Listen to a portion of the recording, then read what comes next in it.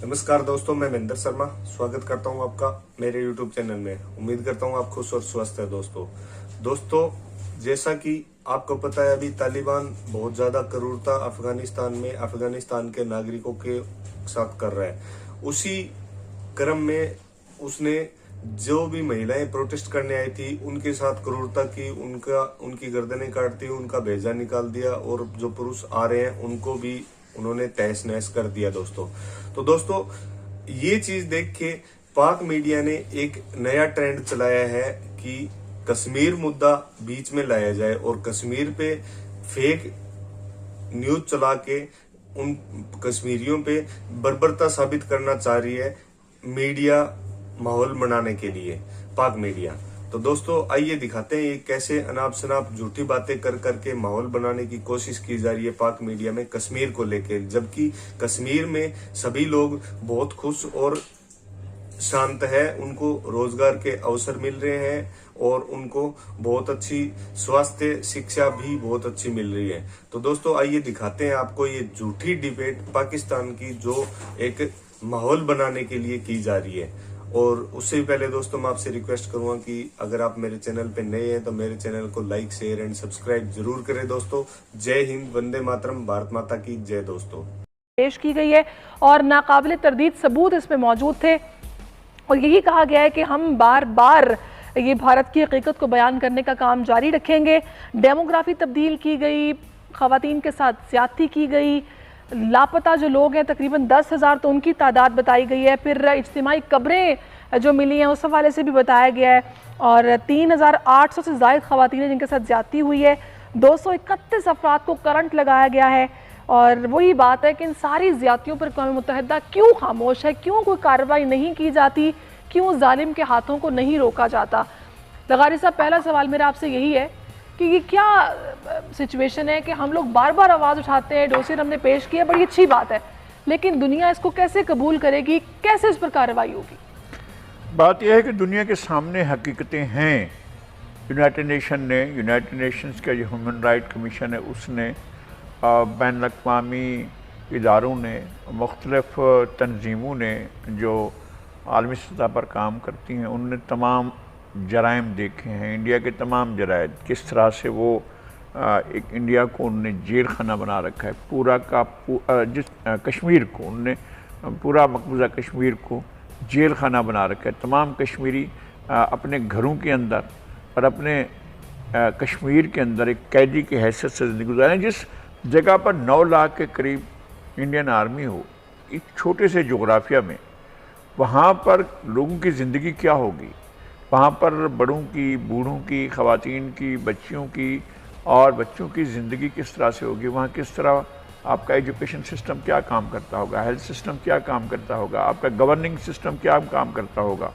आप एक नाजायज़ कब्ज़ा करके और नाजायज़ गासिबाना कब्ज़ा करके इंडिया 74 साल से कश्मीरियों के हुकूक की खिलाफ वर्जी कर रहा है, बेदर्दी से लोगों को मार रहा है और लोगों की इज़्ज़तें पामाल हो रही हैं। और एक नहीं, दर्जनों बार इस तरह की चीज़ें आई हैं, लेकिन हमारे पास क्या है? हम सिर्फ डोसियर पेश करते रहेंगे, हम सिर्फ बार बार जाकर अक़वाम मुत्तहिदा के अंदर सिर्फ अपनी साल में एक बार एक तकरीर में आवाज़ उठाएंगे। हमें क्या और ऑप्शन सोचने चाहिए? क्या हमारे पास कोई और ऑप्शन है कि हम इंडिया की इस बर्बरियत को, जिसको हम अपना हिस्सा क्लेम करते हैं, जिस इलाके को, जिस खित्ते को, जहाँ की आबादी को हम अपना क्लेम करते हैं, उसकी आज़ादी के लिए हम और क्या कर सकते हैं? ये भारत पाकिस्तान को, पाकिस्तान की रियासत को, पाकिस्तान के रियासती इदारों को ये सोचना है। अगर आप सब इसमें आप मुझे बताइए ना, क्योंकि जब हम देखते हैं, हम वज़रा से बात करते हैं या हुकूमती लेवल पे किसी वज़ीर से बात होती है तो वो ये बोलते हैं कि हम हर फोरम पर आवाज़ उठा रहे हैं, हमसे जहाँ जहाँ हो सकता है हम बात करते हैं। UN की तकरीर आप उठा के देख लें, वज़ीर आज़म इमरान खान की, हमने हर लिहाज से इस पर बात की है, जो कि पिछले अदवार में नहीं हुआ। और कुछ लोग ये भी कहते हैं कि जो परफॉर्मेंस दिखाई है शाह साहब ने, वो वाकई इससे पहले नहीं दिखाई गई। नहीं, मैं इसको ऐसा नहीं समझता हूँ। इन्होंने जो आवाज़ उठाई है वो इतना काफ़ी नहीं है।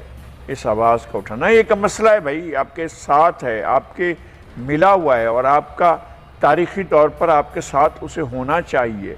کیونکہ جس بنیاد پر تقسیم ہوئی ہے بر صغیر کی، اس فارمولے کے تحت تو کشمیر آپ کا حصہ ہے اور آپ کا یہ جو ہے اس حصے کو نہیں مانا گیا ہے۔ تو میرا یہ خیال ہے کہ آپ یہ بھی سوچیں کہ ہر حل اگر پرامنی ہونا ہے اور ہم نے صرف پرامنی رہنا ہے تو کیا اس سے ہم اپنی لوگوں کی جانیں بچا سکیں گے؟ سب سے بنیادی بات ہے کیا ہم اسے آزادی دلا سکیں گے؟ اور ہمارے پاس جو اور آپشنز ہیں ان کے بارے میں ہم کیوں نہیں غور کرتے ہیں؟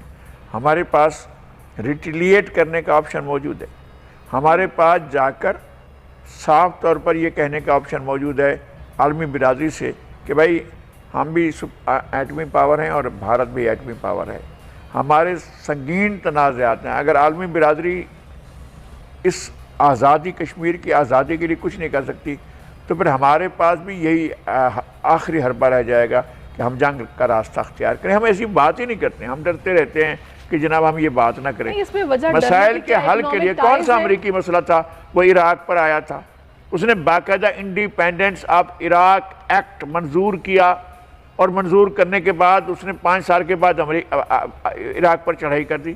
یعنی کیا عراق ایک شخص سے، ایک عامر سے، ایک صدام حسین سے آزادی دلانا امریکہ کی ذمہ داری بنتی تھی؟ امریکی کانگریس نے ایک قانون پاس کیا تھا کہ ہم عراق کو آزاد کرائیں گے اور ایران کو صدام کو جو انہوں نے پھانسی پر چڑھایا، اگر یہ اس کی آزادی تھی تو یہ بھائی یہ جنن آزادی ہے جس کے لیے لوگ جو ہیں وہ ان کی صدی ہو گئی ہے جب سے ڈوگر راج قائم ہوا اور پھر یہاں پر یہ لغاری صاحب آپ نے ڈرنے کی جو بات ابھی کی ہے اس میں جاننا چاہ رہی ہوں کہ کیا ہرڈلز کیا ہے، ہمیں خوف کیا ہے، کیوں ہم لوگ کھل کے پھر سامنے نہیں آتے؟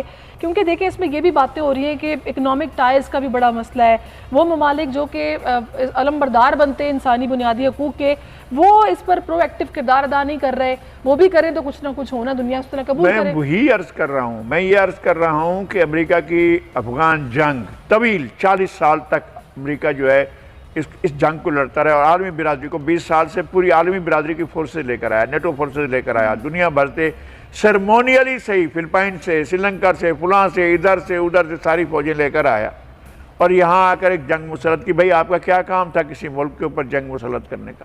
رجیم چینج کے لیے آپ نے کیا؟ رجیم چینج آپ کی ذمہ داری ہے کیا؟